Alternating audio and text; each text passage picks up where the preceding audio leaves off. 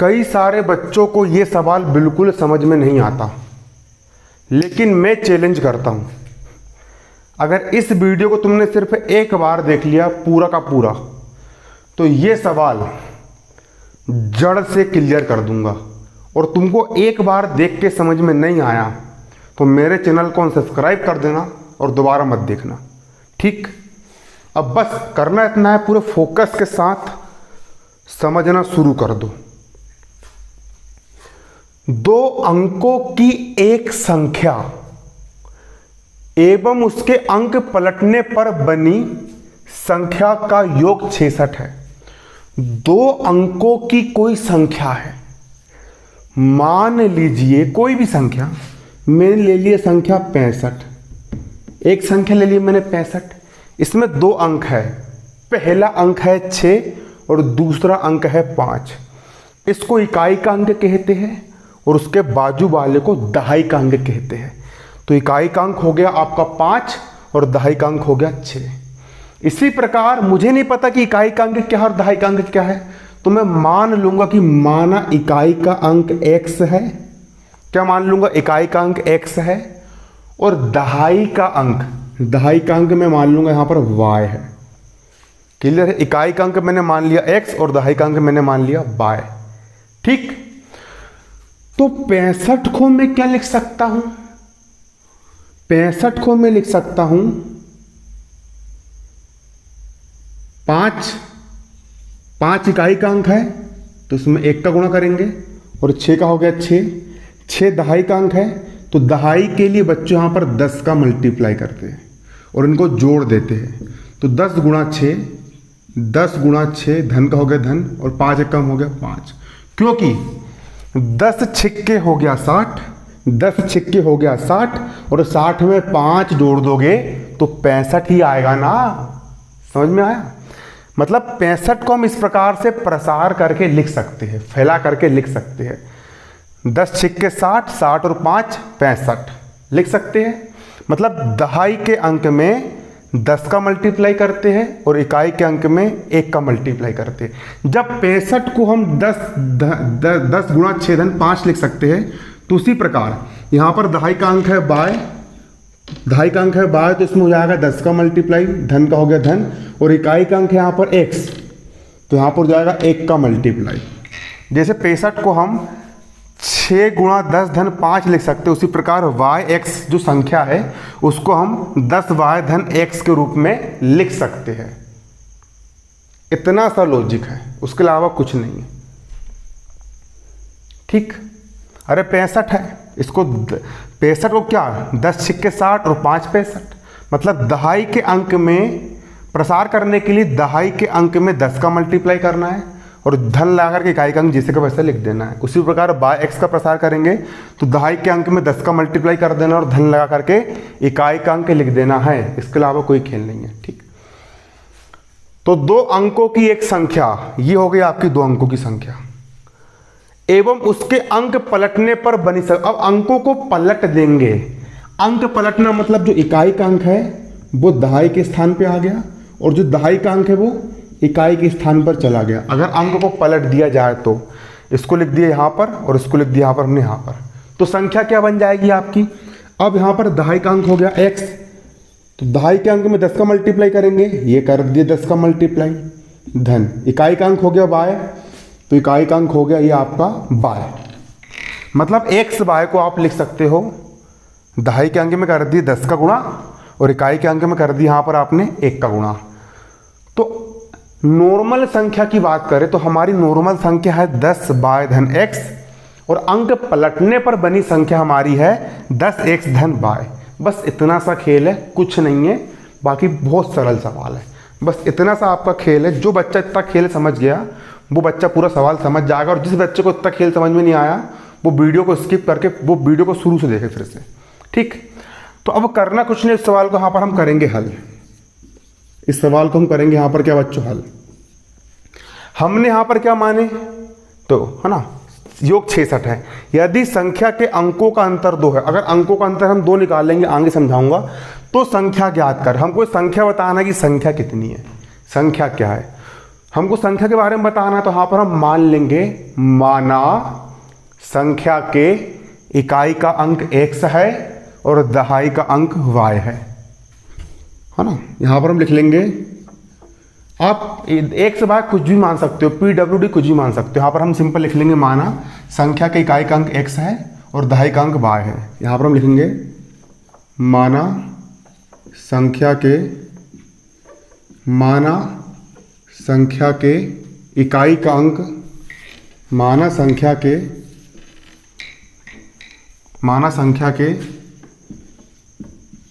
इकाई का अंक माना संख्या के इकाई का अंक संख्या के इकाई का अंक हमने क्या मान लिया यहाँ पर x है।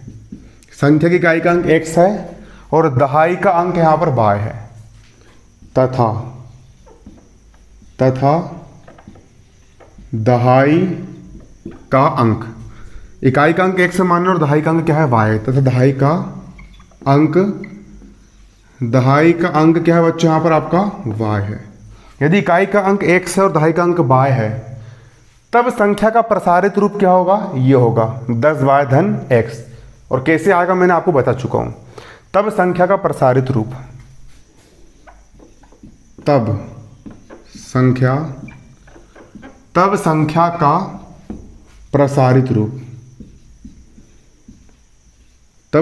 प्रसारित रूप, अगर ऐसी कंडीशन है इकाई का अंक x दहाई का अंक y है, तो संख्या का प्रसारित रूप हो जाएगा आपका 10y धन x। 10y धन x होगा। संख्या का प्रसारित रूप कितना होगा, 10y धन x होगा।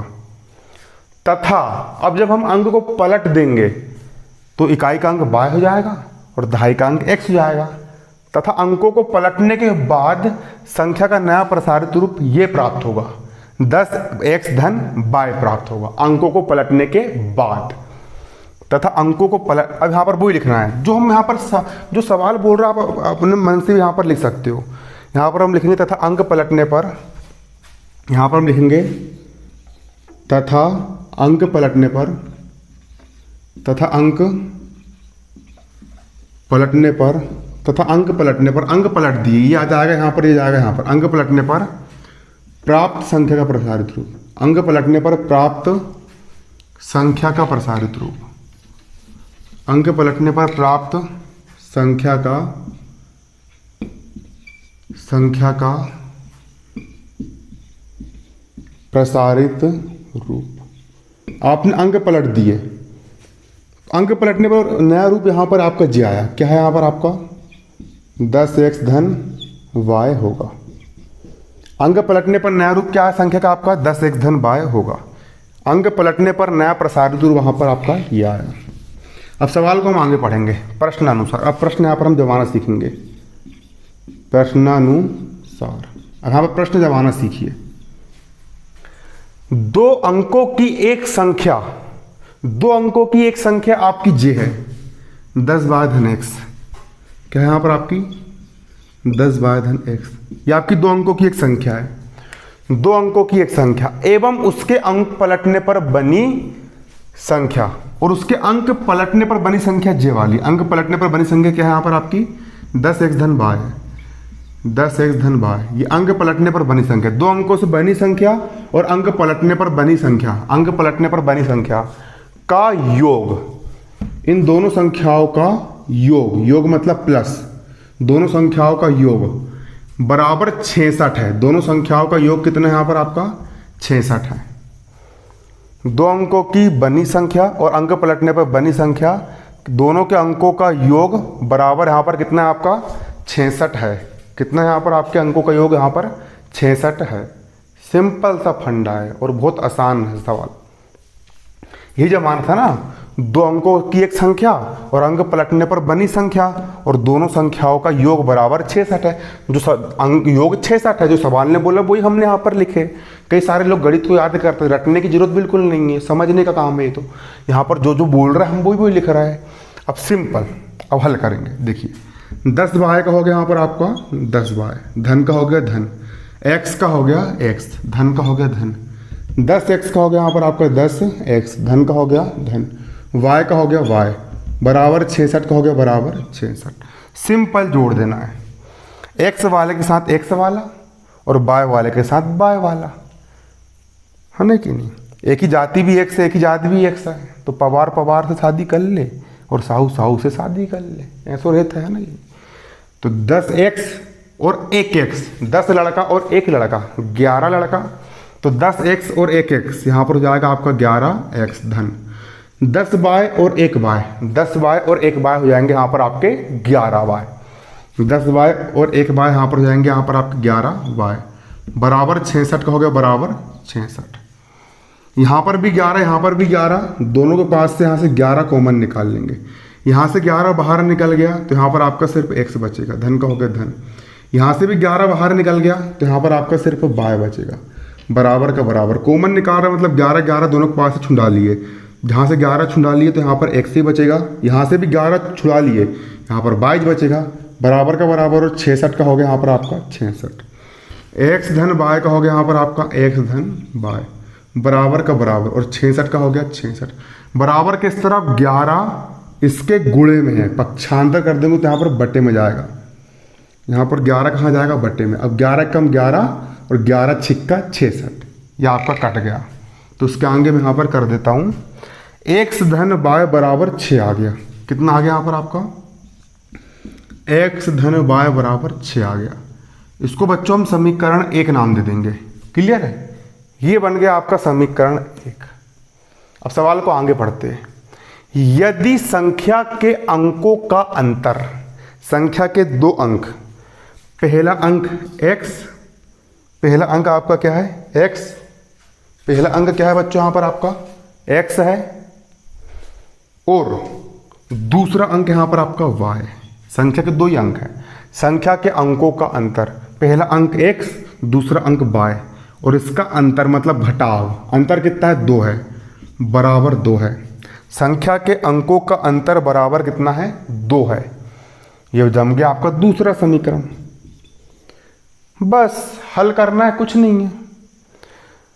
अब यहाँ पर विलोपन से हल करना मतलब यहाँ पर अगर आपको y को गायब करना है तो यहाँ पर यहाँ पर y का गुणांक कुछ नहीं है, और यहाँ पर भी y में किसी का भी गुणा नहीं हुआ है, सिंपल y है, तो करना कुछ नहीं है। चिन्ह देखो, यहाँ पर चिन्ह धन का है और यहाँ पर चिन्ह ऋण का है, तो अगर चिन्ह अलग अलग हो, एक का चिन्ह धन वाला हो और दूसरे का चिन्ह अगर ऋण वाला हो, अगर चिन्ह अलग अलग हो, अगर क्या अलग अलग हो, अगर चिन्ह अलग अलग हो, यहाँ पर धन वाला और यहाँ पर ऋण वाला, अगर चिन्ह अलग अलग होते हैं तो कुछ नहीं करते, हम सिर्फ जोड़ देते हैं। अगर चिन्ह समान रहते, यहाँ भी धन और यहाँ भी धन रहते, तो हम घटाना पड़ता, लेकिन यहाँ पर धन और यहाँ पर ऋण, यहाँ पर अलग अलग चिन्ह है, एक धन वाला एक ऋण वाला, तो सिंपल जोड़ देना है। तो समीकरण 1 और समीकरण 2 को हम यहाँ पर जोड़ देंगे, तो यहाँ पर हम लिखेंगे समीकरण 1 धन 2 से, समीकरण 1 और 2 को यहाँ पर जोड़ देंगे, मतलब प्लस कर देंगे समीकरण 1 और 2 को जोड़ने पर।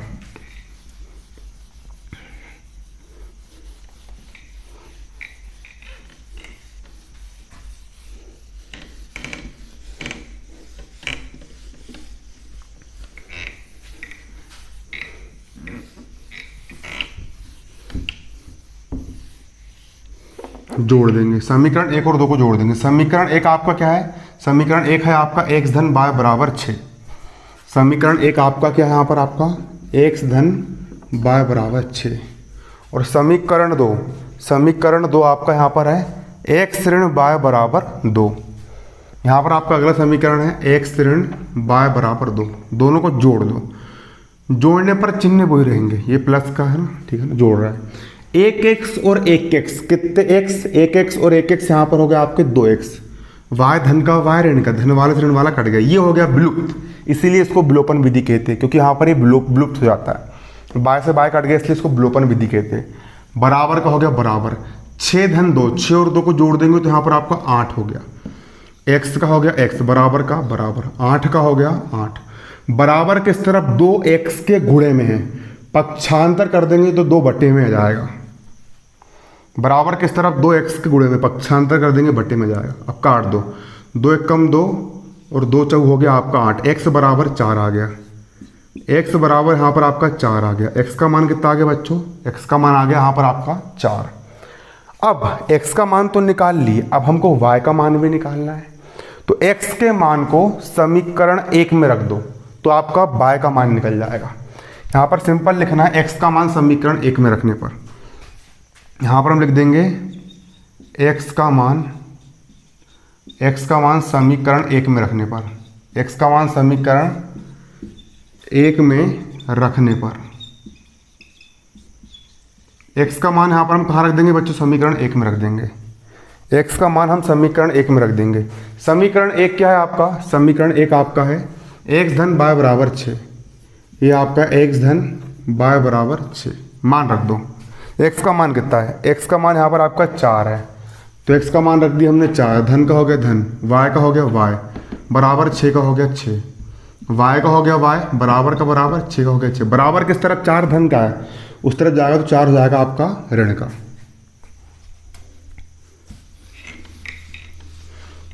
चार हो जाएगा आपका ऋण का। घटा दो, y का हो गया y बराबर 6 में से 4 गए 2 बचा। तो सिंपल आपकी संख्या क्या हो जाएगी? अतः संख्या बराबर पहली संख्या की इकाई का हमने 1 से माने थे, तो इकाई का अंक यहाँ पर आपका 4 है। इकाई का अंक 1 से मतलब 4, और दहाई का अंक हमने बाय माना था, तो दहाई का अंक आपका कितना है? 2 है। तो पहली संख्या होगी 24, है ना। तथा अंक पलटने पर संख्या, तथा अंक पलटने पर संख्या, तथा अंक पलटने पर संख्या, अंक पलटने पर संख्या। आपकी नॉर्मल संख्या 24 होगी, अंक पलट दो, 4 इस तरफ जाएगा 2 उस तरफ चल जाएगा, तो हो जाएगी यहाँ पर आपकी 42 है। और यही हो गया आपका आंसर। इतना सा आपका सवाल है, बहुत सरल सवाल है। मैंने कमेंटमेंट किया था, एक बार में समझ में आया कि नहीं आया कमेंट कर रहा हूँ। जिस बच्चे को एक बार में समझ में नहीं आया तो फिर आप गधे हो। मजाक कर रहा हूँ, अपना सीरियसली मत लेना। चलो, है ना।